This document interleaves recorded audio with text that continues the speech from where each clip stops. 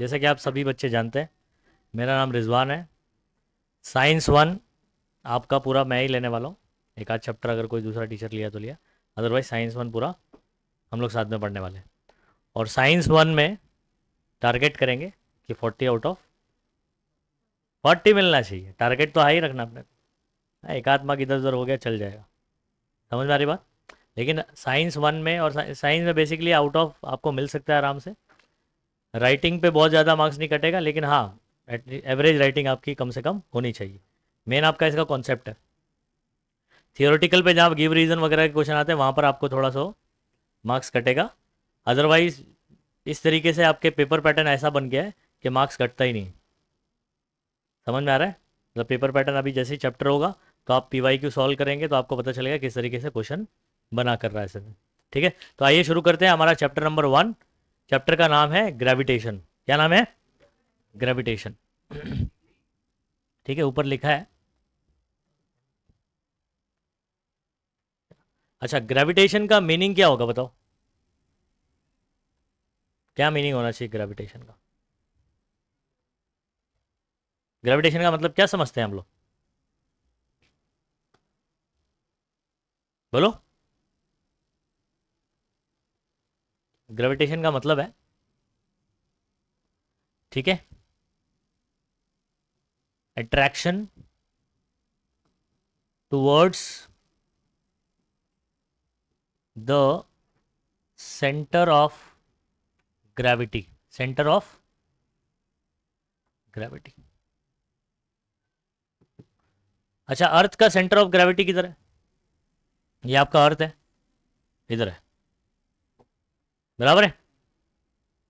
जो geometrical centre होगा वही इसका क्या रहेगा? सेंटर ऑफ ग्रेविटी रहेगा। अच्छा, सेंटर ऑफ ग्रेविटी, अगर फॉर एग्जांपल आप अर्थ पे यहां खड़े हो, है ना, तो अर्थ आपको कहां खींचेगा? Toward the centre. याद रखो, किधर पे? सेंटर की तरफ। फॉर एग्जांपल आप यहां खड़े हो तो, हाँ, तभी भी ऐसे सेंटर की तरफ। इसका मतलब आप अर्थ पे कहीं पर भी खड़े रहो, चाहे आप अंटार्कटिका चले जाओ, इधर अंटार्कटिका होता है, मालूम है ना, ज्योग्राफी पढ़ा होगा। बराबर है। तो यहां भी अगर आप खड़े हो, ठीक है, तब भी ये आपको यहीं पर अट्रैक्ट करेगा, मतलब टुवर्ड दी सेंटर। तो ये हो गया ग्रेविटेशन। इतनी बात समझ में आ गई? तो ग्रेविटेशन बेसिकली एक अट्रैक्टिव फोर्स है या रिपल्सिव फोर्स है बताओ? Always attractive. ये बात भी ध्यान रखेंगे कि ग्रेविटी ग्रेविटी जो है या ग्रेविटेशनल फोर्स हम लोग बात करेंगे, तो ये जो है आपका ऑलवेज अट्रैक्टिव होता है। क्या होता है? ऑलवेज। कभी किसी को देखा है, मान लो ये जैसे अपना क्लास का कोचिंग का ये दरवाज़ा है, किसी को दरवाज़ा खोल के ऐसा फेंक दिया नीचे, हाँ, गार्डन में गिरेगा, नीचे ही गिरेगा कि ऊपर जाएगा? नीचे ही जाएगा ना, तो रिपल्शन होता है क्या? नहीं। हाँ, रूह के साथ में रिपल्शन होगा, क्योंकि आप नीचे गिरोगे और फिर ऊपर पहुंच जाओगे, आत्मा ऊपर चली जाएगी। नहीं। लेकिन ग्रेविटेशनल फोर्स जो बॉडी पे लग रहा है वो हमेशा क्या रहेगा? अट्रैक्टिव फोर्स रहेगा। कितने बार, कितने भी माले से आप कूद जाओ, 7 फ्लोर से, 15 फ्लोर से, किधर आओगे? नीचे। उसके बाद फिर बॉडी इधर ही रहेगी। ठीक है, फिर देख नहीं पाएंगे हम लोग कि मैं नीचे हूं कि ऊपर हूं। बराबर? ओके। तो यहां पर हम लोग बात कर रहे हैं, तो सबसे पहले एक बात ध्यान रखना, ग्रेविटेशन का कॉन्सेप्ट लाया किसने? तो ये एमसीक्यू वगैरह सवाल आ सकता है। तो आपको थोड़ा बहुत ऑलरेडी एप्पल वगैरह की कहानी पता होगी, है ना? तो इसमें बहुत सारे जोक्स भी बनते हैं, है ना? क्या जोक्स बनता है अभी? पहली बात, कहानी क्या है इसकी? सर आइजैक न्यूटन की। ये एप्पल के पेड़ के नीचे बैठे थे, एप्पल गिरा, है ना, टकले पे। अरे, ऊपर से ये नीचे ही क्यों गिरा?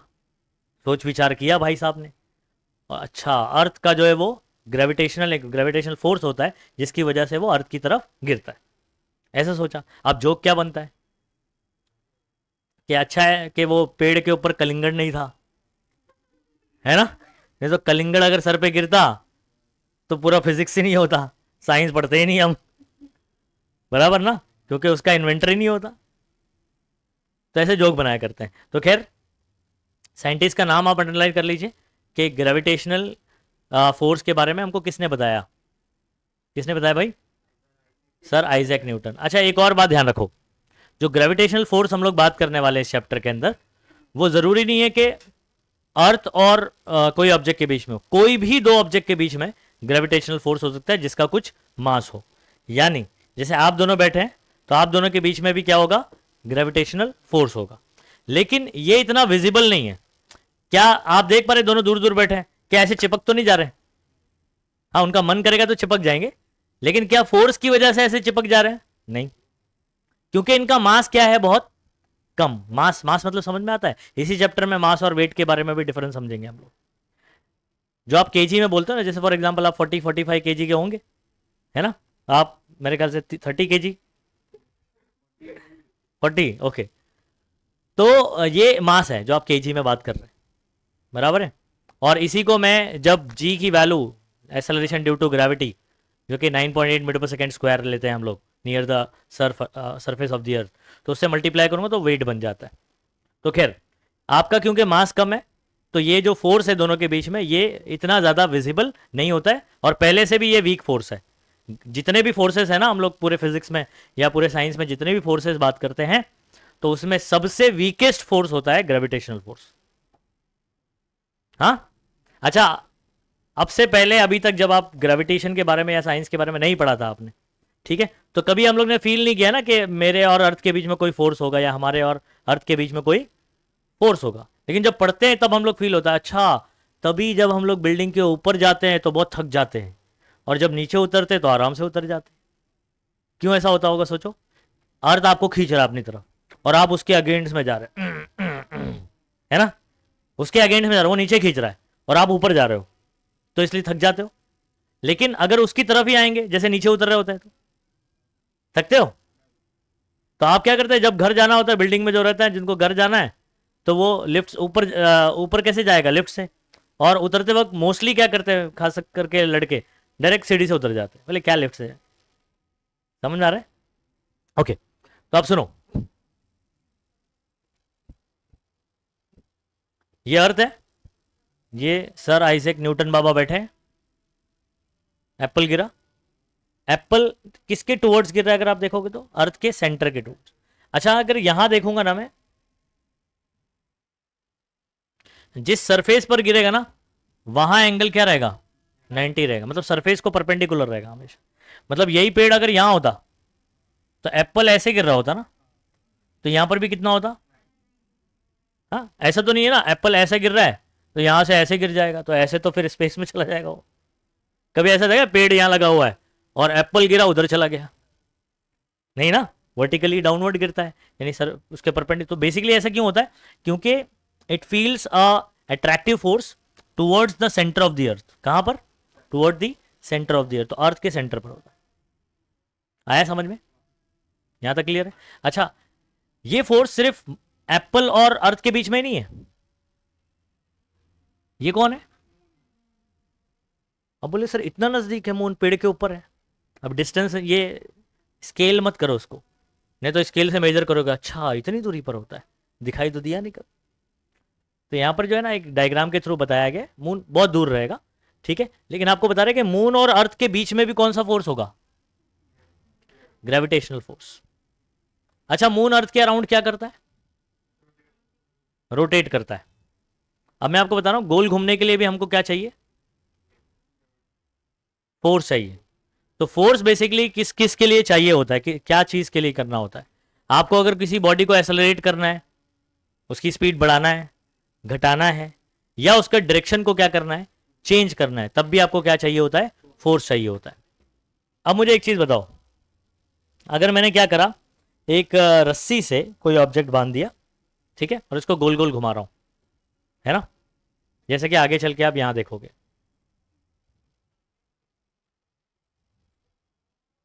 ये एग्जांपल देख रहे हो, ठीक है, एक खूबसूरत सी लड़की है, हाँ, ओके। अब ये क्या कर रही है? इसको कुछ करने को मिला नहीं, तो एक रस्सी लिया, रस्सी में पत्थर बांधा, गोल गोल घुमाने लगी। शक्तिमान। उसको मालूम नहीं ऐसे नहीं घूमते, ऐसे। वो कैसे करता है शक्तिमान? तुम लोग तो नहीं देखे होंगे अभी ना, ये हमारे टाइम का जो है एंटरटेनमेंट था शक्तिमान, देखा है तुम लोग ने भी? ओके, तो ये शक्ति वुमेन, मैन नहीं है ना, वुमेन। तो ये क्या करती है, रस्सी में ऐसे बांधती है पत्थर और गोल गोल घुमाती है। अब ये क्या हो रहा है, सर्कुलर मोशन। क्या हो रहा है, सर्कुलर मोशन हो रहा है। ठीक है, सर्कुलर मोशन क्या होता है, किसी भी ऑब्जेक्ट का सर्कल में गोल गोल घूमना। किधर घूमना, सर्कल में, मतलब along the circumference of the circle. Circle मालूम है ना आपको। और ये लेंथ, इसको क्या बोलेंगे, बाउंड्री को हम लोग क्या बोलते हैं, सर्कमफरेंस बोलते हैं। तो अगर कोई ऑब्जेक्ट, ठीक है, सर्कमफरेंस ऑफ द सर्कल पे गोल गोल घूमता है तो हम लोग उसको क्या बोलते हैं, अराउंड एनी सेंटर, तो हम लोग बोलते हैं कि it is performing circular motion, ये सर्कुलर मोशन परफॉर्म कर रहा है। ठीक है। अच्छा, ये सर्कुलर मोशन करने के लिए भी ना एक फोर्स चाहिए। क्या चाहिए, फोर्स चाहिए। तो एक फोर्स ये रस्सी के ऊपर लग रहा है, और वो भी कहां लग रहा है, इसके, ये हाथ यहां पर है ना, इसका सेंटर, तो toward the centre, toward the centre एक फोर्स लग रहा है। अब ये कौन सा फोर्स है, मैं आपको समझा रहा हूं, ध्यान रखिएगा। गोल घूमने के लिए जो फोर्स रिक्वायर्ड होता है उसको हम लोग बोलते हैं सेंट्रीपिटल फोर्स। क्या बोलते हैं, गोल घूमने के लिए अगर आपसे कोई पूछेगा कि कौन सा फोर्स चाहिए, क्या बोलोगे, सेंट्रीपिटल फोर्स। इसी पैराग्राफ में बोल्ट में लिखा हुआ है, अगर आप देखोगे तो सेकंड पेज पर कहीं दिखाई दे रहा है आपको सेंट्रीपिटल। नाम समझाता हूं जरा इसका, सेंट्रीपिटल। ये देखो, ये पिटल का मतलब होता है टुवर्ड्स, क्या होता है, और ये सेंट्री मतलब सेंटर। ये जो मैंने एरो बनाया, ये फोर्स का एरो बनाया है, ये किधर पे बताओ, इसका डायरेक्शन किधर पे, कहां है, कहां एक्ट कर रहा है, सेंटर की तरफ। कहां पर, सेंटर की तरफ। तो सेंट्री, समझ आ रहा है, पिटल मतलब टुवर्ड दी सेंटर। तो ये फोर्स हमेशा किधर एक्ट होगा, सेंटर की तरफ। अच्छा, इस सर्कल का क्या ये रेडियस है, तो रेडियस के ऊपर है और टुवर्ड दी सेंटर है। तो सेंट्रीपिटल फोर्स हम लोग किसको बोलेंगे पता है, the force acting on an object along the radius toward the centre. क्या बोलेंगे, अलोंग द रेडियस, रेडियस के ऊपर और सेंटर की तरफ। ठीक है, तो मैं यहां पर जो है ना एक छोटा सा डेफिनेशन लिखा देता हूं।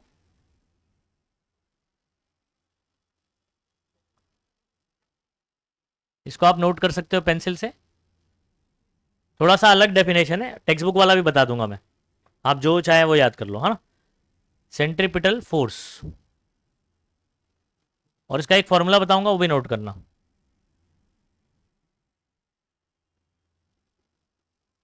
द फोर्स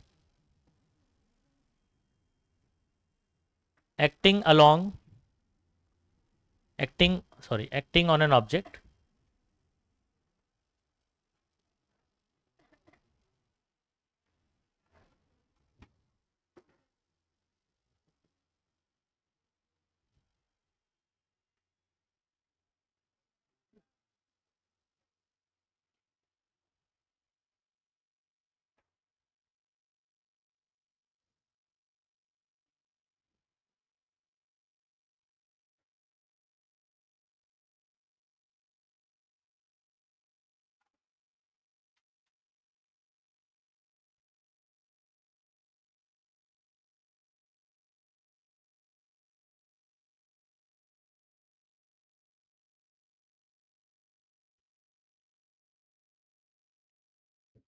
ठीक है, डायग्राम में भी आप एरो करके यहां लिख सकते हो एफ सी पी। क्या लिख देते हैं इसको, F C P. F C P मतलब, सीपी मतलब सेंट्रीपिटल फोर्स। क्या बोलते हैं, सेंट्रीपिटल फोर्स। इसका एक और भाई आता है, जोड़ीदार बोलते हैं उसको, उसका नाम होगा सेंट्रीफ्यूगल, जिसके बारे में अभी टेक्स्ट बुक में नहीं है, बाद में आपको आएगा। तो एक बाहर की तरफ फोर्स होता है जिसको हम लोग बोलते हैं, ये एक सूडो फोर्स है, और इसको लिखते हैं एफ सी एफ। क्या लिखते हैं, एफ सी एफ का मतलब होता है सेंट्रीफ्यूगल फोर्स। क्या बोलेंगे, फ्यूगल, जिसके बारे में टेक्स्ट बुक में इंफॉर्मेशन नहीं है। अच्छा, सेंट्री, देखो मैंने आपको क्या बताया, पिटल का मतलब क्या बताया मैंने, टूवर्ड्स। तो ये फ्यूगल का मतलब क्या होगा, बाहर की तरफ है, तो टूवर्ड्स का अपोजिट क्या होता है, अवे। टूवर्ड्स का अवे, तो ये अवे, फ्यूगल का मतलब क्या है, सेंट्रीफ्यूगल मतलब क्या, अवे। तो इसके बारे में आप नहीं भी पढ़ोगे चल जाएगा, लेकिन आप कंपैरिजन से पढ़ रहे हो तो साथ में ये भी टॉपिक हो जाए ना अपना। तो एक सेंट्रीपिटल होता है, इसका जोड़ीदार कौन होता है? सेंट्रीफ्यूगल, जो इसको काउंटर बैलेंस कर रहा होता है, हम लोग बोलते हैं। अब ये दोनों का डायरेक्शन अपोजिट है, लेकिन दोनों एक दूसरे के बराबर होते हैं। क्या होते हैं? मैग्नीट्यूड में, वैल्यू में दोनों क्या होते हैं? बराबर होते हैं। अब अगर आपसे फॉर्मूला पूछा जाएगा एफ सी पी का या एफ सी एफ का, दोनों का फॉर्मूला क्या होता है बच्चों? सेम होता है। ये फॉर्मूला आपको नोट करना है, डायरेक्शन अपोजिट होता है बस। M V square by R, क्या फॉर्मूला है? M V square by R. ये हम लोग यूटिलाइज करेंगे आगे चल के। तो आपसे मैं पूछ रहा हूं सेंट्रीपिटल फोर्स का फॉर्मूला क्या है? M V square by R. आप बोलेंगे सर एम कौन है, वी कौन है, आर कौन है? तो बहुत ही सिंपल है, ये जो ऑब्जेक्ट है उसका मास एम है, कितने किलो का है? 1 kilo, 1.5 kilo, 2 kilo, 4 kilo, 5 kilo, वो है ना। वी कौन है? उसकी स्पीड है। वी क्या है? उसकी वेलोसिटी। मैग्नीट्यूड में स्पीड बोल रहा हूं मैं। और आर कौन है? रेडियस है, रेडियस ऑफ द सर्कल है। समझ में आया? चलो आगे बढ़ जाऊं, इतनी कहानी समझ में आ गई।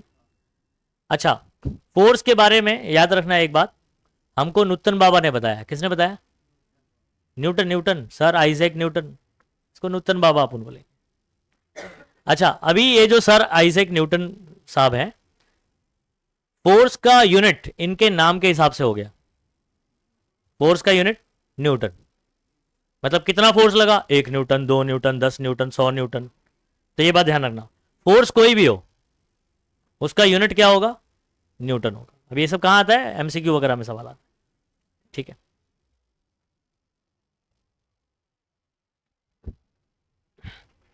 ये देखो यहां पर क्या लिखा है, जरा पढ़ो बच्चों।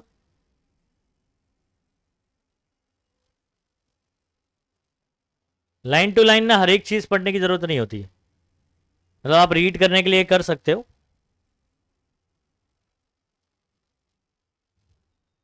देखो यहां क्या लिखा है, a force acts on any object moving along the circle, जो सर्कल पे गोल घूम रहा है ना, and it is directed towards the centre. कहां एक्ट कर रहा है ये? सेंटर की तरफ। This is called centripetal force. आप ये वाला भी याद कर सकते हो। सेंट्रीपिटल का मीनिंग क्या बोला है? सेंटर सीकिंग, मतलब जो सेंटर को चाह रहा है, मतलब जिसको सेंटर चाहिए। तो सेंटर चाहिए तो सेंटर की तरफ जाएगा, तो सेंटर सीकिंग और टूवर्ड्स द सेंटर, ठीक है। देखो इधर लिखा हुआ है to go towards the centre. इसी फोर्स की वजह से ऑब्जेक्ट क्या होता है? गोल घूमता है। अच्छा, मैं एक और चीज बताता हूं आपको। अभी फॉर एग्जाम्पल मान लो मैंने एक रस्सी जो है ना इनके हाथ में, या मान लो इनको बांध दिया एक रस्सी से, हाँ, या मान लो ये कोई ऑब्जेक्ट है, इसको मैंने यहां से क्या किया? रस्सी से बांध दिया, और ये ऑब्जेक्ट अब इधर भागना चाह रहा है ऐसे। मान लो एक जो है ना, एक डॉगी को बांध लिया आपने, उसके गले में पट्टा डाल दिया है ना, और पट्टा आपके हाथ में, और आप एकदम फिक्स हो, आपको कोई हिला नहीं सकता है। अब ये कुत्ता जो है किसी को देख के भागा ऐसे, है ना, आप पट्टा आपके हाथ में, ये सीधा भागा। कैसा भागा? ये सीधा, लेकिन क्योंकि रस्सी इसकी फिक्स्ड है यहां पर, तो ये भाग रहा सीधा है, लेकिन ये गोल घूम जाएगा। तो क्यों ऐसा हुआ? क्योंकि रस्सी से बंधा हुआ था। तो जैसे ये भागा v वेलोसिटी से, तो इस रस्सी के ऊपर एक फोर्स क्रिएट हुआ, जिसको हम लोग बोलते हैं टेंशन। क्या बोलते हैं? रस्सी के ऊपर एक तनाव क्रिएट हुआ। वो तनाव आपका एक फोर्स है, टेंशन, जिसकी वजह से ये क्या क्या करा? गोल घूमा। क्या क्या किया? ये गोल घूमा। तो मतलब गोल घूमने के लिए क्या चाहिए होता है आपको? सेंट्रीपिटल फोर्स चाहिए रहता है। यहां पर रस्सी के ऊपर कौन है? तनाव, यानी टेंशन है, जिसने मुझे क्या प्रोवाइड करके दिया? सेंट्रीपिटल फोर्स, जिसकी वजह से ये कुत्ता गोल घूम गया। नहीं समझे बात को? बोलो। हाँ, अच्छा, अब मुझे बताओ, गोल घूमने के लिए तो फोर्स चाहिए। अब फोर्स के अलग अलग प्रकार हैं, अलग अलग टाइप है, ठीक है। हमारा अर्थ है और मून है, कौन किसके अराउंड रिवॉल्व करता है? पहले ये बताओ। अर्थ और मून, मून अर्थ के अराउंड में रिवॉल्व करता है, बात सही है। अच्छा, अब क्या इनके बीच में कोई रस्सी बंधी हुई है? नहीं, तो यहां पर तनाव वाला फोर्स नहीं आएगा। तो मून और अर्थ के बीच में कौन सा फोर्स है? ग्रेविटेशनल फोर्स है, जिसकी वजह से मून क्या कर रहा है? मून ऐसा भागने, मून को तो सीधा भागना है, समझ में आ रहा है? लेकिन ये गोल क्यों घूम जा रहा है? ग्रेविटेशनल फोर्स की वजह से, जैसे मैंने रस्सी वाला आपको बताया अभी। लेकिन यहां पर कोई रस्सी नहीं बंधी हुई है, तो यहां पर कौन सा फोर्स है? Gravitational force. आया समझ में? जिसकी वजह से गोल घूम रहा है। अच्छा, उसी तरीके से आपको मालूम है पूरा सोलर सिस्टम आप लोग ने पढ़ा है। सोलर सिस्टम मालूम है ना? सन है बीच में, उसके अराउंड सारे प्लेनेट रिवॉल्व कर रहे हैं। अच्छा, सन के सराउंडिंग में या उसके अराउंड में बाकी प्लेनेट रिवॉल्व कर रहे हैं, गोल घूम रहे हैं। तो मतलब इनके बीच में भी क्या होगा? ग्रेविटेशनल फोर्स होगा। तो सन और अर्थ हो गया, या यूरेनस हो गया, या सैटर्न हो गया, या मर्क्यूरी हो गया, है ना, डिफरेंट डिफरेंट हमारे प्लैनेट्स हैं। मार्स हो गया, तो उनके बीच में क्या है? ग्रेविटेशनल फोर्स है, जिसकी वजह से वो क्या कर रहे हैं? सन के अराउंड रिवॉल्व कर रहे हैं। तो क्यों रिवॉल्व कर रहे हैं? ग्रेविटेशनल फोर्स की वजह से। अब इनका ग्रेविटेशनल फोर्स काफी इफेक्टिव क्यों है? जो पूरे इसको सोलार सिस्टम को यही गवर्न कर रहा है। समझ में आ रहा है? अब ये इफेक्टिव इसलिए है क्योंकि इनका मासेस क्या है? अर्थ का मास कितना है? 10⁻²4, 6 × 10⁻²4। 6 के आगे 24 जीरो लगा दो। 6 के आगे, 6 नंबर के आगे कितने जीरो लगा दो? 24 जीरो अप्रोक्सीमेट, इतना अर्थ का मास है। समझ में आ रहा है? ऐसे ही सन का मास और ज्यादा है, मून का कम है। तो इनका मास क्योंकि ज्यादा होने की वजह से ग्रेविटेशनल फोर्स काफी देखने को मिलता है अपने को। समझ में आ रहा है? अब आपके बीच में ग्रेविटेशनल फोर्स क्यों नहीं देखने को मिल रहा है? क्योंकि आपका मास क्या है? बहुत कम है। लेकिन हाँ, इस पे भी न्यूमेरिकल है। विराट और कोहली वाला जो है ना, न्यूमेरिकल है आपको। हाँ, तो वो उस पर न्यूमेरिकल अपन करेंगे, ग्रेविटेशनल फोर्स। अच्छा, अब सुनो, प्लैनेट्स वगैरह को ना बहुत एंशियंट टाइम से ना साइंटिस्ट स्टडी कर रहे थे, बहुत पुराने समय से।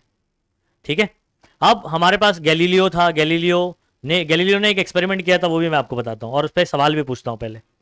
अच्छा, आपके हिसाब से अगर मैंने फॉर एग्जाम्पल, मोटू पतलू देखते हैं ना सब, कार्टून मालूम है ना, मोटू पतलू? ठीक है, तो आप मान लो आप अपनी बिल्डिंग पे चढ़े गए और मोटू पतलू को भी ले गए, है ना, और उन लोगों को बोला देख वहां पर कुछ तो भी है, उसको ऐसे तो वहां देख रहे हैं उन लोग क्या है, और दोनों को टांग उठा देने का, दोनों को नीचे, मोटू को भी गिरा दिया और किसको गिरा दिया? पतलू को भी। अब नीचे पहले कौन आएगा? बोलो। अच्छा, यहां पर एक चीज मैं आपको कंडीशन दे रहा हूं कि मान लो कि एयर जो है ना वो नेग्लिजिबल है, मतलब हवा जो है वो नहीं है, फॉर एग्जाम्पल हवा नहीं है फॉर एग्जाम्पल, और आप दोनों को गिरा देते हो। तो एयर की वजह से जो है ना क्या नाम है, ड्रैग लगता है, तो एक रेजिस्टिव फोर्स लगता है, तो इसलिए एयर बोल रहा हूँ कि नहीं है, दोनों को गिरा दिया। अब बताओ पहले कौन गिरेगा? हाँ, फिर मैं गैलीलियो का आपको एक्सपेरिमेंट बताऊंगा जो बहुत साल पहले किया होगा।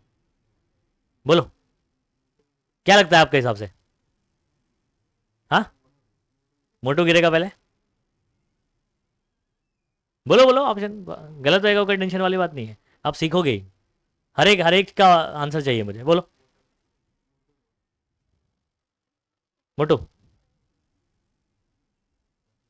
पतलू? बोले सब मोटू बोल रहे हैं, मैं पतलू बोल देता हूँ, क्या है? बोलो बोलो। नहीं मालूम, कोई भी नहीं गिरेगा?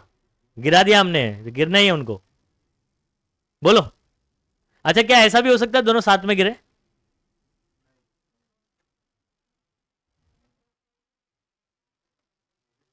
हाँ? नहीं? ओके, मेरा जो जवाब है सुनो। जो गैलीलियो ने बहुत पहले इसका एक्सपेरिमेंट किया, उन्होंने क्या किया, एक हैवी बॉल और एक लाइटर बॉल, एक बड़ा बॉल एक छोटा बॉल, दोनों को गिराया, और उन्होंने क्या क्या देखा कि दोनों बॉल साथ में गिर रहे हैं, दोनों बॉल साथ में गिर रहे हैं। अब इसका रीजन क्या है? कि ग्रेविटेशनल फोर्स की वजह से जो स्पीड में चेंज आता है, जिसको बोलते हैं स्मॉल जी, तो ये कौन है पता है? एसेलरेशन ड्यू टू, नाम बताया इसका? ग्रेविटी।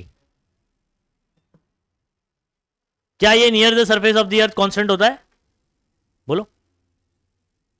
कांस्टेंट होता है, इसकी वैल्यू 9.8 मीटर पर सेकेंड स्क्वायर।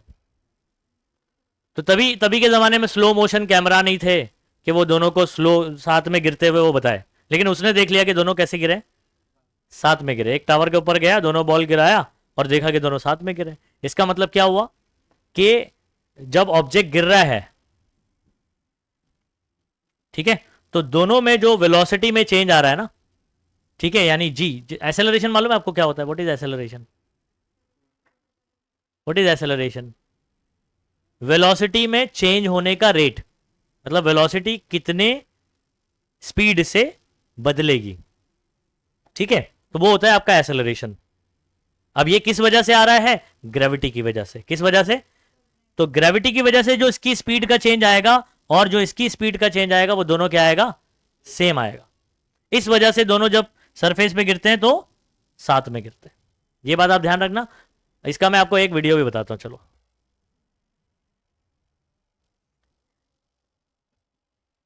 ठीक है, इसका एक वीडियो बताता हूं इसमें। अच्छा, एक एक्सपेरिमेंट में ना, बॉल, फुटबॉल जैसा बॉल होता है और एक फेदर है, वो दोनों को गिराया गया और एयर निकाल के, एयर रेजिस्टेंस नहीं होना चाहिए। तो आप बताओ, आप पहले कौन गिरेगा? साथ में ही गिरेंगे। तो अब इसको देखो, एक एक्सपेरिमेंट किया गया एक बड़े ऐसे वैक्यूम चैम्बर में, वहां से एयर पूरी निकाल दी गई और फिर दोनों ऑब्जेक्ट को गिराया गया, ठीक है।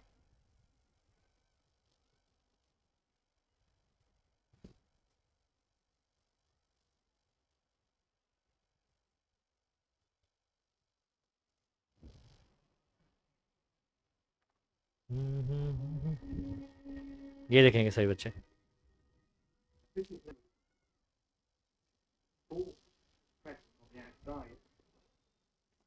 ठीक है, आपकी कहानी मत सुनाओ, ठीक है, साथ में गिरेंगे। समझ में आ रहा है ना?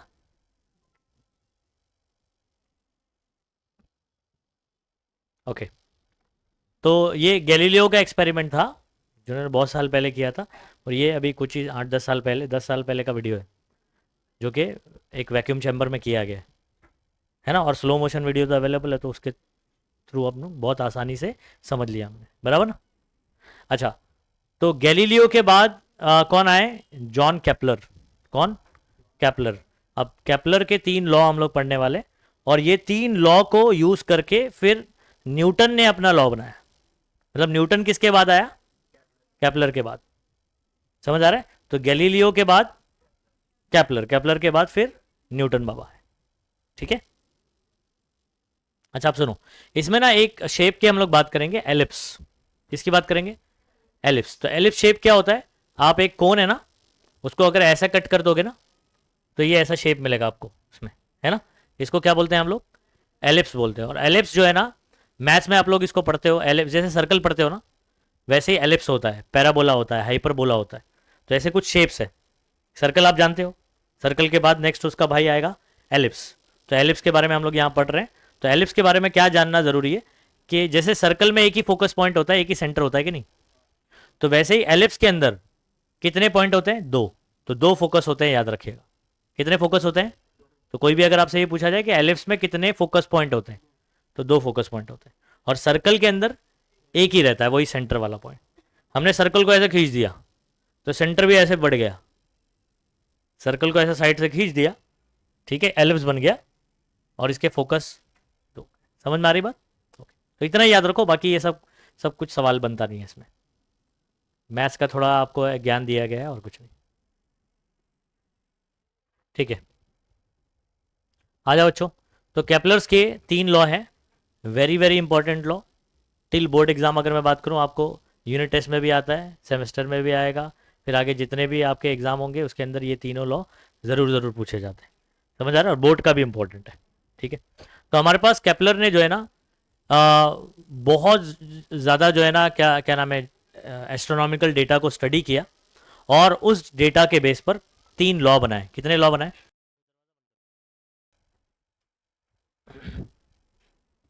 ठीक है। अब यहां से बैठे बैठे हम लोग दूसरे प्लैनेट को कैसे देखते होंगे?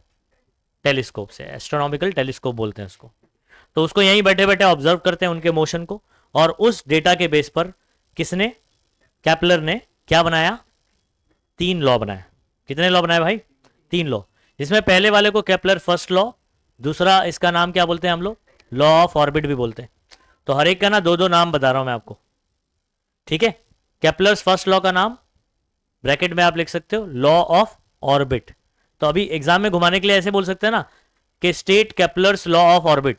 आप बोलोगे हमने तो ऐसा पढ़ा ही नहीं, फर्स्ट लॉ पढ़ा, सेकंड लॉ पढ़ा, थर्ड लॉ पढ़ा, ये चौथा लॉ कहां से आ गया? तो फर्स्ट लॉ का ही दूसरा नाम क्या है? लॉ ऑफ ऑर्बिट, ठीक है। केपलर सेकंड लॉ, अभी कौन सा लॉ क्या करता है, क्या समझा रहा है मैं बताऊंगा। केपलर सेकंड लॉ का नाम क्या है मालूम है? Law of equal areas, law of equal areas. और केपलर थर्ड लॉ का थर्ड का नाम है law of period, law of period.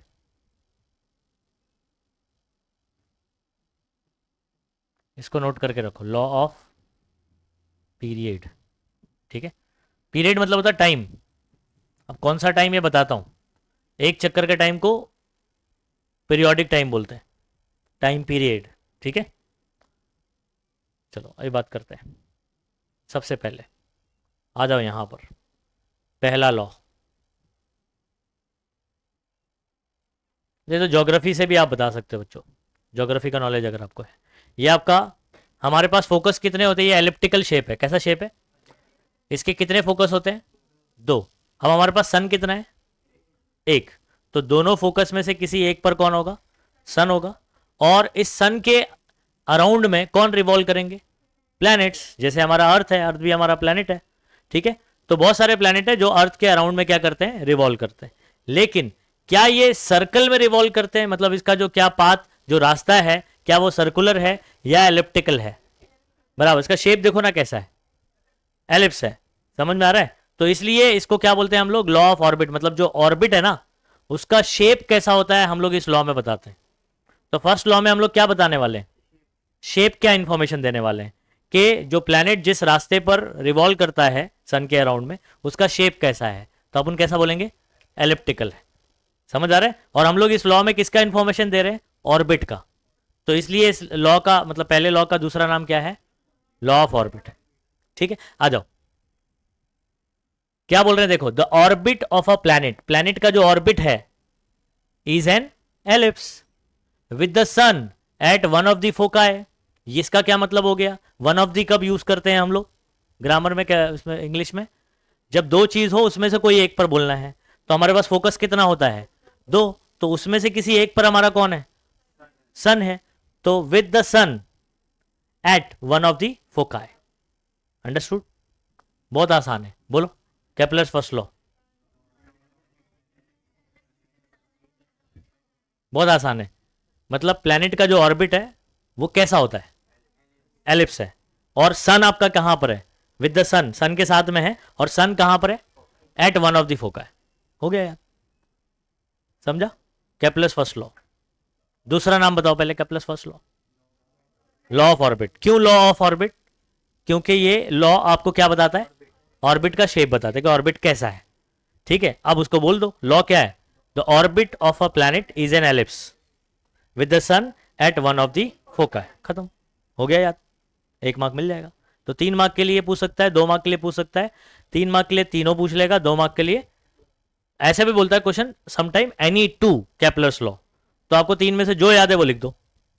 ये आपको बोल सकता है फर्स्ट एंड सेकंड बोल सकता है, अंडरस्टूड? तीनों भी बोल सकता है। तो तीनों पूछेगा 3 मार्क के लिए।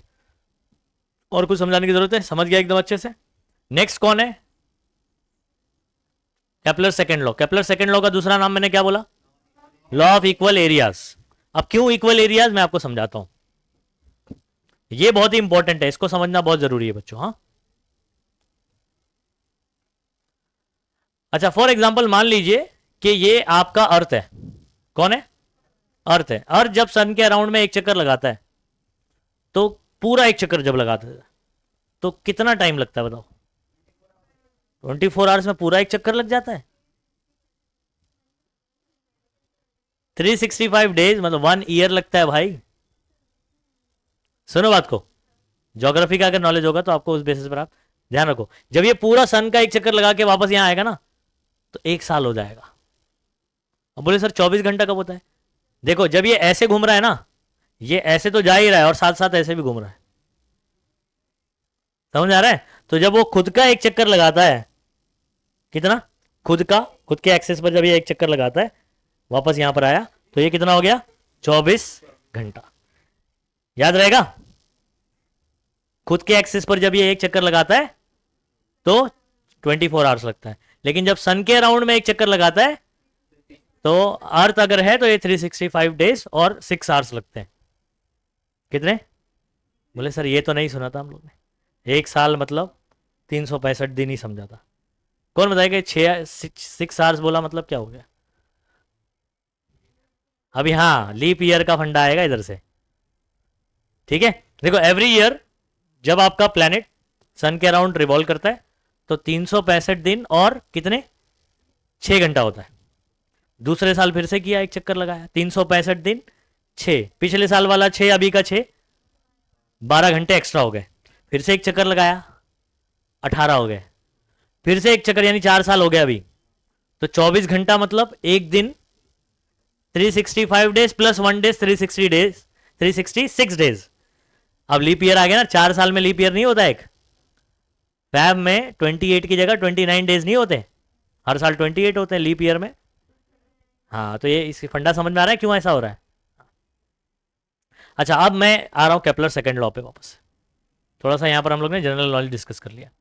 मान लो अर्थ यहां से यहां 2 महीने में गया। कितने महीने में गया?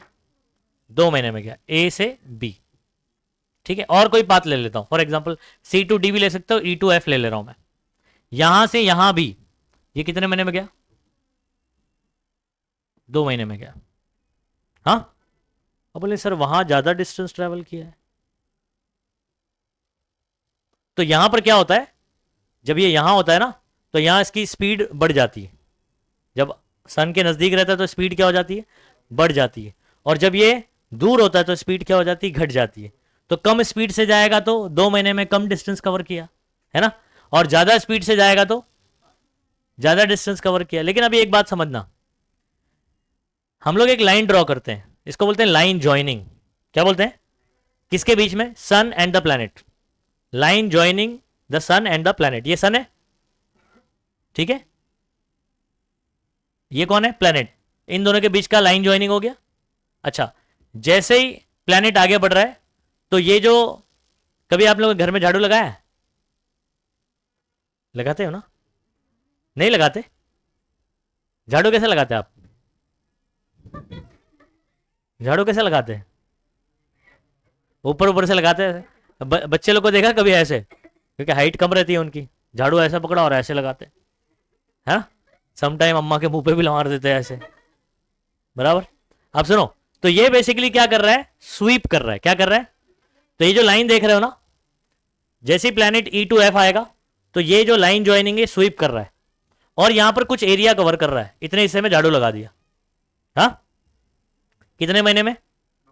2 महीने में, ठीक है? ये ई से बी चला, ए से सॉरी बी चला, ये भी लाइन ज्वाइनिंग है। यहां से इसने भी झाड़ू लगा दिया। कितने महीने में किया? तो सेम टाइम में यहां पर इस लाइन ने झाड़ू लगाया और कुछ एरिया कवर किया, इतने हिस्से की सफाई हो गई उसके हिसाब से अगर मैं बात करूं तो इतना एरिया कवर किया। और ये वाले में 2 महीने में ये वाली लाइन ने इतना एरिया कवर किया। अब ये कौन है? एरिया है। कौन है? एरिया है। ये भी कौन है? अब आपको मुझे बताना है, इसको मैं एरिया 1 बोल देता हूं और इसको एरिया 2 बोल देता हूं। ये मेरा एरिया, वो तेरा एरिया है, ठीक है? अब मुझे बताओ ये एरिया आपस में बराबर है या कौन बड़ा है या कौन छोटा है? बराबर है। Are you sure? क्या ये दोनों एरिया बराबर है या आपको कोई बड़ा छोटा दिखाई दे रहा है? हाँ, अच्छा, मैंने इसका नाम पहले ही बोल दिया था इक्वल एरियाज, तो वहां से आप बोल रहे हो नहीं एरिया बराबर रहेगा, है ना? आप सही बोल रहे हैं, सही पकड़े हैं। ये दोनों एरिया बराबर होगा। कैसे बराबर होएगा भाई? देखो, ये पतला दिखाई दे रहा है ना आपको, लेकिन लंबा भी तो है ना? ये पतला है लेकिन लंबा है, ये मोटा है लेकिन छोटा है। समझ आ रहा है? तो ये मोटू है लेकिन छोटू है, ये पतलू है लेकिन लंबू है, पतलू तो लंबू, तो दोनों बराबर बराबर रहेंगे। ये दोनों एरिया अगर मैं इसको क्या करूं, इसके टुकड़े कर करके ऐसे इसको ऐसे लाइन से बिठा दूं ना इसमें, ये पूरा एडजस्ट हो जाएगा, ये पूरा इसके अंदर क्या हो जाएगा, एडजस्ट हो जाएगा। नहीं समझ पा रहे बात को? तो दोनों एरिया क्या होते हैं, सेम टाइम में कवर किए गए हैं, 2-2 महीने में। तो सेम टाइम में जब एरिया स्वीप करता है, ये line joining the planet and the sun, वो सेम टाइम में सेम एरिया कवर करता है। क्या ये वाला एरिया भी बराबर होगा अगर ये भी सेम टाइम में किया, मान लो 2 मंथ में किया गया है? हाँ, ये डेज में भी हो सकता है। तो time same, area same, time same, area same. ये आपका कौन सा लॉ है? Kepler's second law. Kepler's second law क्या है? Time same, area same, time same. अच्छा, कौन एरिया कवर करेगा? Line joining. किसके बीच की होगी लाइन ज्वाइनिंग? सन और प्लैनेट की। अब आ जाओ उसका स्टेटमेंट पढ़ते हैं और अभी ऑन द स्पॉट अपने को याद हो जाएगा बच्चों। Line, the line joining the planet and the sun, ये क्या करता है? जड़ लगाते। क्या लगाता है? ठीक है, स्वीप्स इक्वल एरिया। क्या इसका इक्वल एरिया कवर कर रहा है? कितने टाइम में? सेम टाइम में, तो in equal interval of time. हो गया याद? क्या बोलेंगे? The Kepler second law, the line joining से शुरू करेंगे। The line joining the planet and the sun sweeps equal areas in equal interval of time. Same time में सेम एरिया कवर करता है। अंडरस्टूड? ओके, तो ये अपना सेकंड लॉ हो गया, जिसको अपन लॉ ऑफ इक्वल एरियाज बोलते हैं। अंडरस्टूड ना एकदम? चलो नेक्स्ट, केपलर्स थर्ड लॉ है। कौन सा लॉ है भाई? Kepler's third law. अब देखो केपलर्स थर्ड लॉ क्या है, ये भी बहुत आसान है। अब मैं आपको बता रहा हूं केपलर्स थर्ड लॉ जो है ना, अगेन अपना केपलर ने जो है ना थर्ड लॉ कैसे दिया था, इसका कोई मैथमेटिकल प्रूफ नहीं दिया था। इसने डेटा को क्या किया था, एनालाइज किया, और डेटा के बेस पर इन्होंने रिलेशन बताया कि टाइम और आर के बीच में रिलेशन क्या होगा। आप बोलेंगे सर टाइम और आर यहां पर क्या है, तो मैं आपको बता रहा हूं। ये आपका जो है ना एक एवरेज डिस्टेंस है। प्लैनेट का डिस्टेंस क्या चेंज होता रह रहा है, बताओ मुझे, बोलो। यहां पर नजदीक है तो कम है, दूर है तो ज्यादा है, तो आर चेंज हो रहा है। तो हम लोग आर कौन सा लेंगे फिर यहां पर प्लैनेट और सन के बीच का? कौन सा लेंगे? ज्यादा के कम? ना ज्यादा ना कम, उनका एवरेज लेंगे। क्या लेंगे? Average distance. समझ में आ रहा है? मतलब मीन डिस्टेंस लेंगे। कम और ज्यादा का क्या ले लेंगे? मीन ले लेंगे। ठीक है, तो हमारे पास आर कौन है? Mean distance between planet and the sun, mean distance, average. कम भी है ज्यादा भी है, तो इन सबका क्या ले लेंगे अपन? मीन ले लेंगे या एवरेज ले लेंगे। तो मीन डिस्टेंस ऑफ प्लैनेट, ठीक है, फ्रॉम दी सन। तो mean distance between sun and planet करके बोल सकते हो, या mean distance of planet from the sun. तो इन्होंने अपने एक्सपेरिमेंटल डेटा के हिसाब से क्या रिलेशन देखा कि जब एक प्लैनेट जो है ना एक चक्कर लगाता है, तो वो टाइम जो बोलते हैं उसको अपन बोलते हैं कैपिटल टी, जिसको बोलते हैं टाइम पीरियड। क्या बोलते हैं? तो what is capital T? Time period. और इसको बोल सकते हैं पीरियड ऑफ रिवोल्यूशन। क्या मतलब समझ में आया? पीरियड मतलब टाइम, याद रखो। पीरियड ऑफ रिवोल्यूशन, रिवोल्यूशन मतलब चक्कर। तो एक चक्कर लगाने का जो टाइम होता है उसको पीरियड ऑफ रिवोल्यूशन बोलेंगे, या टाइम पीरियड भी बोल सकते हो। समझ में आ रहा है? अब इन्होंने अपने डेटा के अकॉर्डिंग इन दोनों में रिलेशन क्या निकाला। इन्होंने बोला कि जो टी का स्क्वायर है ना, वो डायरेक्टली प्रोपोर्शनल होता है। प्रोपोर्शनलिटी आता है ना मैथ्स में तुम लोग को? डायरेक्टली प्रोपोर्शनल होता है मीन डिस्टेंस ऑफ प्लैनेट जो है ना आर, उसके क्यूब के। क्या बोला, जल्दी से बोलो। T square is directly proportional to R cube. ये मैथमेटिकल रिलेशन उन्होंने एक्सपेरिमेंटल डेटा के बेस पर बताया। कोई मैथमेटिकल प्रूफ नहीं दिया। बाद में इसका मैथमेटिकल प्रूफ आ गया, लेकिन पहले नहीं दिया। समझ आ रहा है? क्या बोलेंगे? ये चीज आप याद रखो, T square is directly proportional to, यही आपका कौन सा लॉ है? केपलर्स थर्ड लॉ है। अच्छा, इसमें एक और चीज याद रखो, कभी आप लोग ने ऐसा मैथमेटिकल एक्सप्रेशन सॉल्व किया है, प्रोपोर्शनलिटी हटता है तो इक्वल आता है और कांस्टेंट आता है? Very good. तो T square is equal to, ये हटेगा तो क्या आएगा? के, और यहां पर क्या हो जाएगा? R cube. समझ पा रहे हो? अच्छा, ये आर क्यूब और इसके बीच में क्या है? मल्टीप्लीकेशन है। अगर मैं इसको यहां लेकर आऊं तो T square upon R cube is equal to हमेशा क्या होगा? के मतलब कौन है? कांस्टेंट है। इसका मतलब ये है बच्चों कि अगर मान लो ये मेरा कौन है? अर्थ है। अगर मान लो कोई और प्लेनेट ले लेता हूं तो उसका आर अगर इससे ज्यादा है, आर क्या है, इससे ज्यादा है, मान लो आर डैश, और इसका ये जब एक चक्कर लगाएगा तो इसका भी क्या होगा, कुछ टी होगा कि नहीं, टी डैश बोल देता हूं।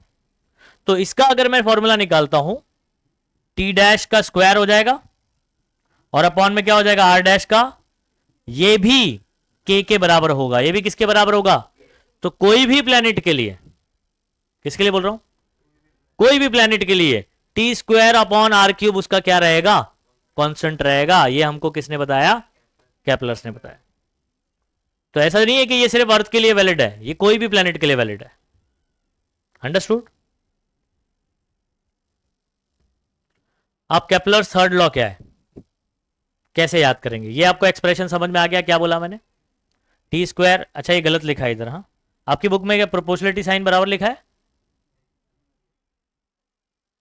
इधर ए लिखा हुआ है ना, हाँ अल्फा, ये प्रोपोर्शनलिटी साइन बोलते हैं इसको, तो अगर ऐसा लिखा है तो सही है, ऐसा ऐसा अल्फा लिखा है, प्रोपोर्शनलिटी साइन बोलते हैं लेकिन इसको, क्या ये, तो T square is directly proportional to R cube, proportionality हटा तो क्या आया, मैंने क्या बोला बच्चों, के आया, और आर क्यूब को इधर लिया तो T square by R cube is equal to what, constant which is K. अब इसको हम लोग वर्ड्स में बोलेंगे कैसे, इसी को लफ्जों में अगर बोल दिया तो आपका केपलर्स थर्ड लॉ हो गया। अगर आपने ये बोला लफ्जों में कह ना सकूं तो ये लॉ नहीं आएगा। गाना भी है ना एक, ओके, तो लफ्जों में अपने को बोलना पड़ेगा इसको, इसी को ये मैथमेटिक्स, जब भी केपलर्स थर्ड लॉ के बारे में क्वेश्चन पूछता है ना, आपके दिमाग में सीधा ये फॉर्मूला क्लिक होना चाहिए, केपलर्स थर्ड लॉ, क्या क्लिक हो रहा है देखो, T square is directly proportional to R cube, statement वगैरह जाने तो पहले क्लिक होना चाहिए इसका mathematical expression, T square is directly proportional to R cube, देखो क्लिक हो रहा है कि नहीं, Kepler's third law, T square is directly proportional to R cube, यहां लिखा हुआ है कि इसने जो है ना, simply from study of position of planet and जो एक्सपेरिमेंटल डेटा और ऑब्जर्वेशन था उसके बेसिस पर ये रिलेशन दिया, इसका ही had no explanation as to why planet obey this law, मतलब ये लॉ क्यों ओबे कर रहा है, इसका कोई मैथमेटिकल एक्सप्रेशन इसके पास प्रूफ नहीं था, समझ रहे बात को, प्रूफ नहीं था, ऑब्जर्वेशन के बेस पर रिलेशन बता दिया इसने। अच्छा अब इसको याद कैसे करेंगे, चलो लफ्जों में बोलने की कोशिश करते हैं। टी का क्या है बच्चों, स्क्वायर है ना, टी का नाम है पीरियड ऑफ रिवोल्यूशन, ठीक है, इट्स मतलब प्लैनेट की बात चल रही है, किसकी बात चल रही है, इट अपन बात करें प्लैनेट, गोल कौन घूम रहा है भाई, प्लैनेट, तो period of revolution of planet around the sun, period of revolution किसका है, प्लैनेट का, आपने शुरुआत में इट्स बोल दिया तो प्लैनेट के बारे में बात कर रहे हो, अगर फॉर एग्जांपल आप ये नहीं लिख रहे हो तो पीरियड ऑफ रिवोल्यूशन, ठीक है, of planet around the sun is, तो इज इक्वल टू है ना,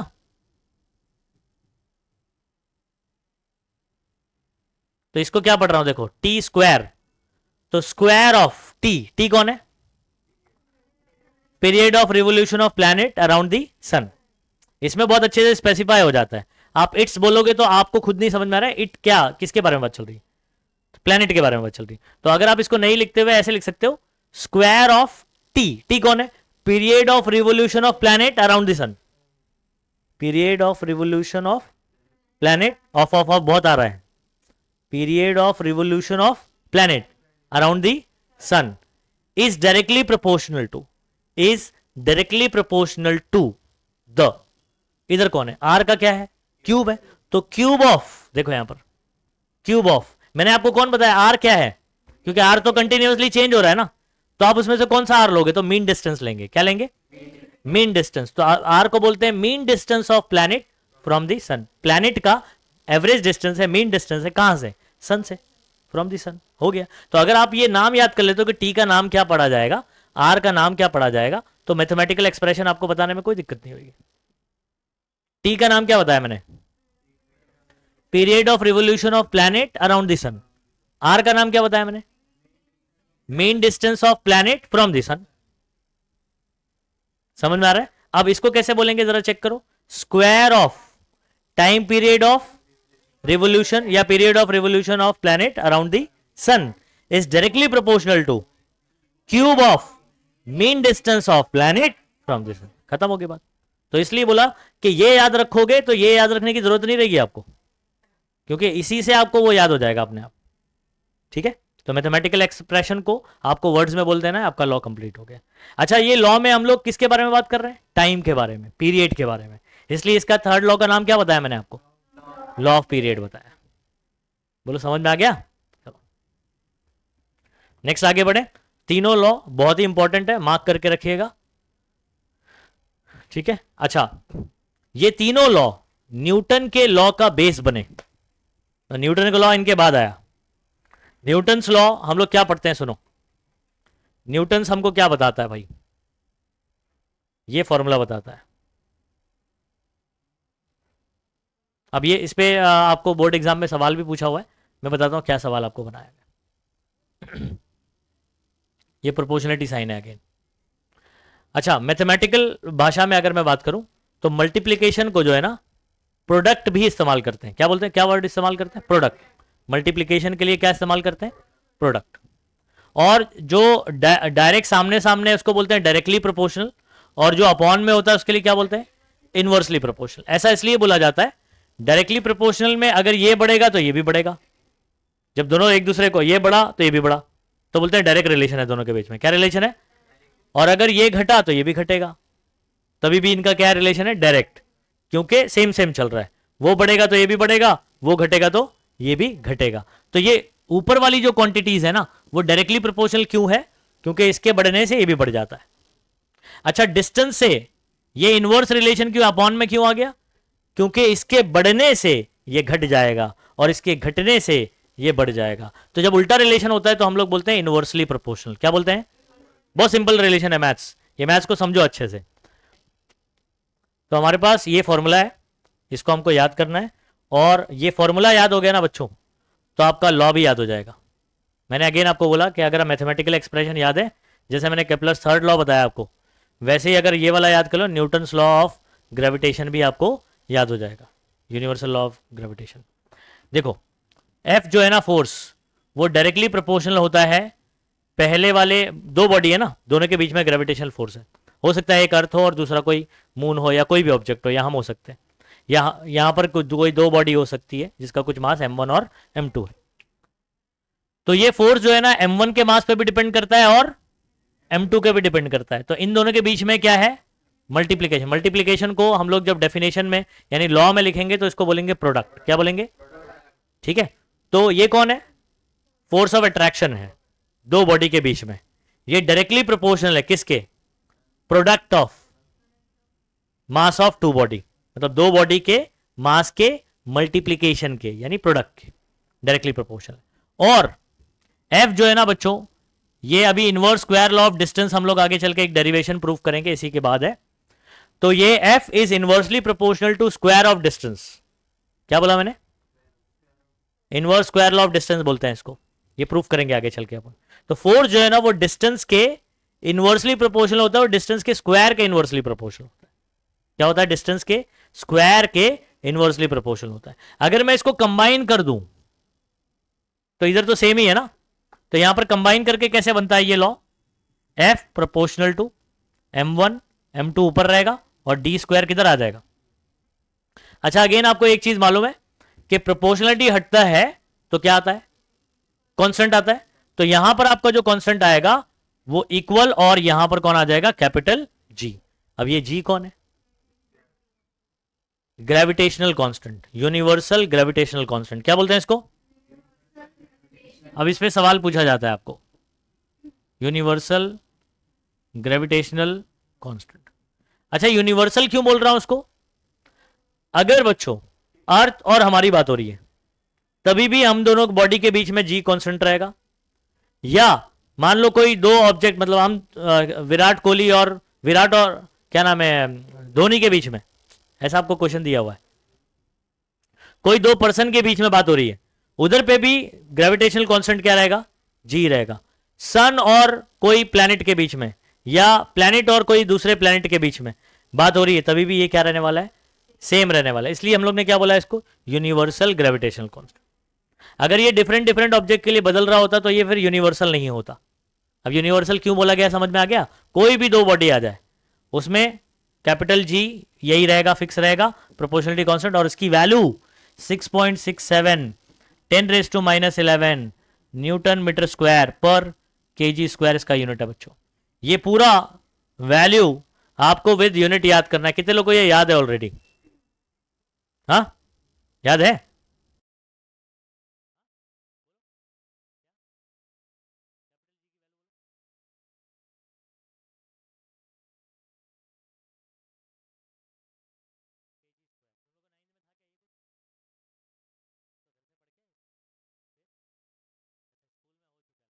ओके, तो इसकी वैल्यू एकदम अच्छे से बाय हार्ट कर लो बच्चों।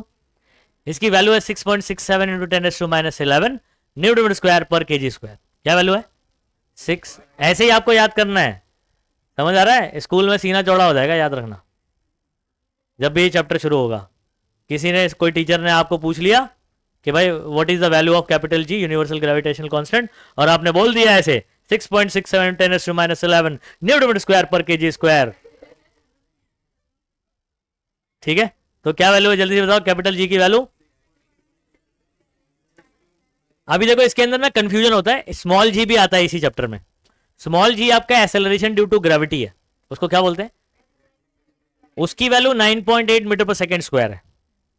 ये capital G universal gravitational constant है, और इसकी value 6.67 into 10⁻11 newton metre square पर केजी स्क्वायर। कितने लोग को याद हुआ बताओ? ये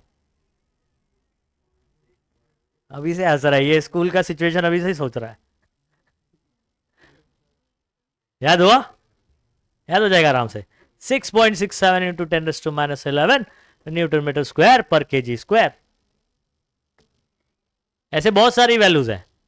अभी आप मेरे को पूछोगे तो mass of the electron, mass of the proton, mass of the neutron, charge on electron, charge on proton, बहुत सारी कांस्टेंट वैल्यूज पूरे फिजिक्स के अंदर बहुत सारी है। जैसे इलेक्ट्रॉन का मास कितना है 9.1 10⁻31 kg, प्रोटॉन का मास कितना 1.67 10⁻27 kg। तो ऐसे बहुत सारे नंबर्स हैं जो आप धीमे धीमे सीखेंगे। तो जितना आपको सिलेबस में आते जा रहा है उतना तभी ही याद करते जाओ, ठीक है? ये आगे चल के आपका जो जो भी आपको अचीव करना है उसमें सब में हेल्प करेंगे ये सब। कैसे? क्योंकि एग्जाम देना पड़ता है हर एक के लिए, और एग्जाम में यही सब इंपॉर्टेंट होता है। समझ में आ रहा है? चलो, कितने लोग को याद हुआ कैपिटल जी का वैल्यू? और पूरा फॉर्मूला भी याद करना है। फोर्स और मास में रिलेशन क्या बच्चों? डायरेक्ट। डिस्टेंस के साथ क्या रिलेशन है? और डिस्टेंस का क्या है? स्क्वायर भी है। तो force is inversely proportional to square of the distance, है ना? और force is directly proportional to product of mass of two body. समझ में आ रहा है? मासेस ऑफ द बॉडी ऐसे करके बोल सकते हैं। अब पूरा फॉर्मूला भी याद कर लो एकदम अच्छे से। F is equal to G m1 m2 upon D square. क्या बोलेंगे? F इज इक्वल टू, समझ गए? m1 m2 upon D square. अच्छा, आपको ना एक सवाल क्या पूछा था? एक सवाल आपको बोर्ड एग्जाम में क्या पूछा था कि अगर ये डिस्टेंस को आपने सब कुछ सेम रखा है ना, तो डिस्टेंस को अगर आपने 3D कर दिया, 3 टाइम्स कर दिया, 3 गुना कर दिया, है ना, तो क्या आप मुझे बता सकते हो फोर्स, नया जो फोर्स बनेगा ना, एफ डैश बोल देता हूं उसको, इसका फॉर्मूला क्या बनना चाहिए? जैसा ये दिया हुआ वैसे ही बताओ। हाँ, क्या? ये फॉर्मूले का फॉर्मेट स्क्वायर ही रहने वाला है वो, बस डी की जगह आपको क्या पुट करना है? 3D। पहले डिस्टेंस डी था ना, तो डी का स्क्वायर था, अब डी की जगह 3D रख दो, 3D का स्क्वायर कर देंगे। 3D का स्क्वायर क्या होगा? तो 3D स्क्वायर कैसे करोगे? 3D लिखना, पूरे के ऊपर क्या करना? स्क्वायर। तो डी की जगह 3D और उसका पूरे का स्क्वायर। 3 का स्क्वायर कितना होता है? 9।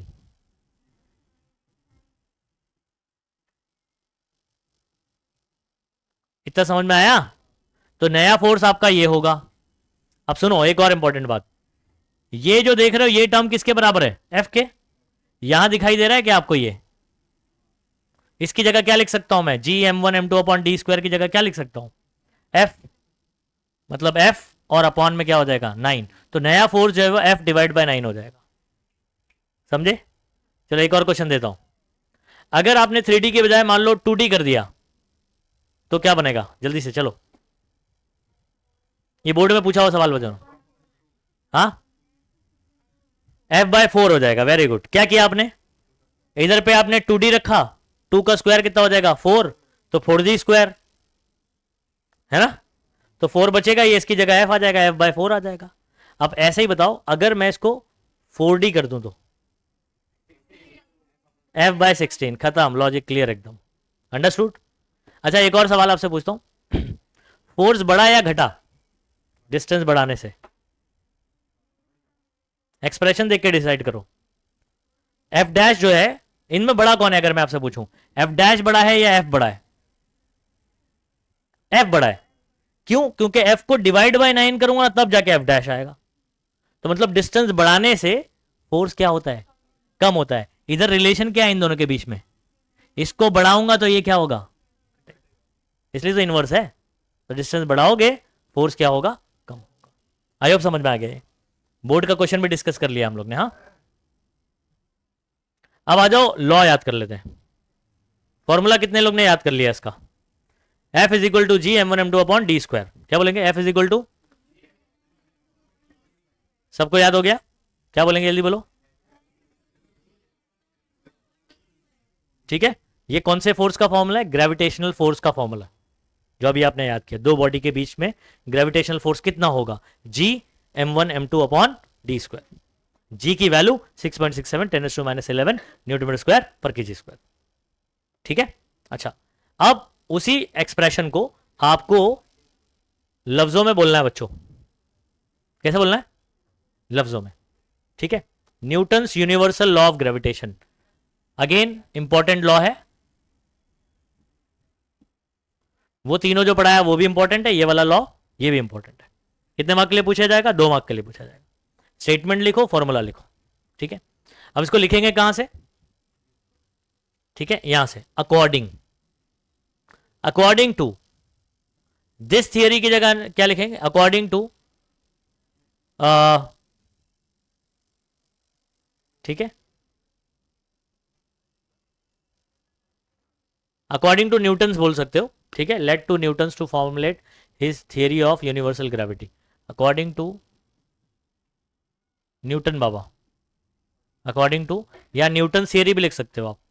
ठीक है, according to Newton every object in the universe, पूरे यूनिवर्स में, पूरी कायनात में, यूनिवर्स मतलब कायनात, पूरी कायनात, तो पूरे यूनिवर्स में कोई भी ऑब्जेक्ट हो, हम तुम, ठीक है, अर्थ या मैं भी हो सकता हूं, कोई भी ऑब्जेक्ट हो, एनी ऑब्जेक्ट, ये दोनों भी बात करो तो पूरे यूनिवर्स में कोई भी ऑब्जेक्ट हो, ठीक है, universe attract every other object, हर ऑब्जेक्ट दूसरे ऑब्जेक्ट को क्या करता है, अट्रैक्ट करता है, एक डेफिनाइट मतलब फिक्स, डेफिनाइट का मतलब क्या होता है, एक फिक्स फोर्स के साथ में क्या करता है, अट्रैक्ट करता है। और ये फोर्स, दिस फोर्स, आप फॉर्मूले पे आ जाओ, is directly proportional to product, product मतलब क्या बताया था मैंने, मल्टीप्लिक, किसके मल्टीप्लीकेशन के था, मास के, directly proportional to the product of masses of two object, and किसके इनवर्सली था, इनवर्सली अपॉन में आ गया ना, इनवर्सली प्रोपोर्शनल टू डिस्टेंस का क्या था, स्क्वायर था, तो square of the distance between them, मतलब उनके बीच का, जो दो बॉडी है उनके बीच के डिस्टेंस का। बताओ समझ में आया कि नहीं। ठीक है, यहां क्या बोलेंगे, अकॉर्डिंग टू न्यूटन थियरी, और अकॉर्डिंग टू न्यूटन भी बोला तब भी चल जाएगा। तो according to Newton every object in the universe attract every other object with the definite force, with the definite force मतलब फिक्स फोर्स के साथ खींचेगा। This force is directly proportional to product of mass of two object, और two body भी लिख सकते हो, and inversely proportional to square of distance between them. समझ गए, 2 मार्क लेके से पूछा जाए, स्टेटमेंट लिखो, state the law of universal law of gravitation, समझ में आ रहा है, state universal law of gravitation and also right it's formula. और मैं आपको बोलूं स्टेटमेंट जब भी पूछेगा ना तो फॉर्मूला आप खुद से ही लिख के आना, नहीं भी पूछा तब भी, समझ में आ रहा है, क्योंकि 2 मार्क्स मिलने हैं ना आपको, तो अगर समटाइम आप अपने फॉर्मूला नहीं लिखा तो फॉर्मूले पे मार्क्स भी काट सकते हैं। तो आपको जब भी फॉर्मूला वाला कोई लॉ है तो लॉ लिखो और नीचे फॉर्मूला जरूर लिखो, क्योंकि फॉर्मूले से ही लॉ याद होता है। ठीक है, तो पहले फॉर्मूला क्लिक करो, क्या होता है भाई, फॉर्मूला क्या है, F is equal to G m1 m2 upon D square, समझ में आ रहा है। ओके, अब इसका लॉ कैसे बोलेंगे? अकॉर्डिंग टू न्यूटन थियरी या according to Newton, every object in the universe attract every other object with a definite force. This force is directly proportional to product of masses of two object. Body भी बोल सकते हो, हाँ कोई दिक्कत वाली बात नहीं, ठीक है. And inversely proportional to square of distance between them. Formula नीचे लिखोगे, formula F is equal to G m1 m2 upon R D square. ठीक है, m1 m2 upon D square. उसके बाद जी की वैल्यू भी लिख दोगे ब्रैकेट में, where capital G is equal to 6.67 10 to minus 11 Newton square पर केजी स्क्वायर. समझ में आ गया? डन, 2 मार्क मिल गया. यस एवरीबॉडी, हो जाएगा. तो आपको मैंने कितने लॉ सिखाया आज? 4 लॉ सिखाया. केप्लर्स के 3 लॉ हम लोग ने याद भी कर लिया क्लास के अंदर ही, और उसके बाद हाँ यूनिवर्सल लॉ ऑफ ग्रेविटेशन भी कर लिया, उसको भी फॉर्मूला भी याद कर लिया, लॉ भी याद कर लिया. समझ आ रहा है? और इस चैप्टर का सबसे इंपॉर्टेंट पार्ट है ये दोनों. समझ में आ रहा है? इसके अलावा डिस्टिंग्विश एक आता है मास और वेट वाला, जो चैप्टर के एंड में है, सबसे लास्ट वाला. वो भी आपका जैसे ही पहला यूनिट टेस्ट होगा ना, मास और वेट का डिस्टिंग्विश पूछ लेगा. वो भी मैं अभी जैसे जैसे अपन धीमे धीमे आगे बढ़ेंगे मैं समझा दूंगा. लेकिन अभी एक काम करते हैं, इंडिविजुअली थोड़ा सा मैं पूछ लेता हूँ कि आज जितना भी हमने टॉपिक कवर किया वो आपको समझाया नहीं या याद भी नहीं हो. ड्यूरिंग लेक्चर याद हो जाना चाहिए, बात समझ लो. अगर आपने लेक्चर में ही याद कर लिया ना तो आपका बटन समझो कि 80% तो कमी हो गया. 20% आप बाद में रिवाइज कर लोगे तो और अच्छे से हो जाए. तो साइंस और मैथ्स में हमेशा याद रखो कि ड्यूरिंग क्लास ही आपको समझ आ जाना चाहिए सब. घर जाने के बाद एक छोटा सा रिवीजन ही चाहिए बस. हाँ, ट्राई करो. अकॉर्डिंग टू न्यूटन थियरी या according to Newton, every object in the universe attract every other object with a definite force. attract कर रहा है with fixed force. this force is directly proportional to product of mass of two object and inversely proportional to square of distance between them. हुआ? चलो एक काम करो, कुछ 2 minute ले लो, याद कर लो, फिर मैं पूछता हूँ. ये लॉ तो याद हो ही जाना चाहिए आपको.